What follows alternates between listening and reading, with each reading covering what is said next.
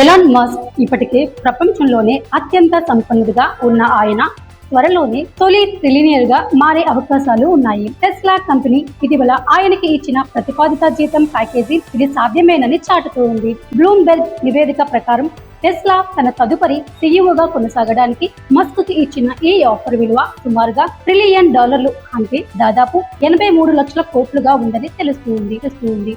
ఇది చరిత్రలోనే అత్యంత భారీ సీఈఓ జీతం ప్యాకేజీగా గుర్తించబడుతుంది. ఈ ప్యాకేజీ 10 సంవత్సరాల వ్యవధికి వర్తించనుంది. అయితే ఈ మొత్తం మస్క్ కు ఒక్కసారిగా ఇవ్వబడదు.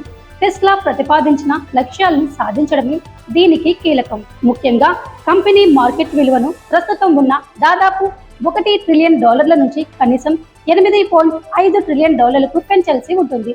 అలాగే టెస్లా రోబో టాక్సీ వ్యాపార విస్తరణను వేగవంతం చేయడం వంటి కీలక రంగాల్లో విజయాలు సాధించాలి. లక్ష్యాలు చేరుకుంటే మస్క్ మిలియన్ల కొద్ది టెస్లా షేర్లను పొందే అవకాశము ఉంది. దీని ద్వారా ఆయన వాటా 25%కి చేరుకుంది.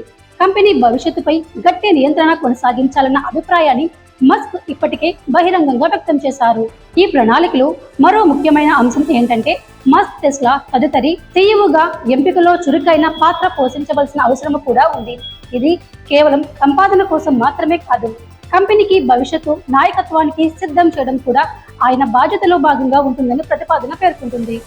ఇప్పటికే SpaceX, Neuralink, the boring company వంటి భారీ ప్రాజెక్టులను నిర్వహిస్తున్న మస్క్ రాబోయే 5 ఏళ్లలోనూ టెస్లాకు నాయకత్వం వహిస్తానని స్పష్టంగా ప్రకటించారు. ఒకవేళ టెస్లా నిర్దేశించిన లక్ష్యాలను సాధిస్తే ఎలాన్ మస్క్ ప్రపంచంలోనే మొదటి ట్రిలియనర్ గా చరిత్ర సృష్టించున్నారన్నది ఉత్కంఠ రేపుతోంది.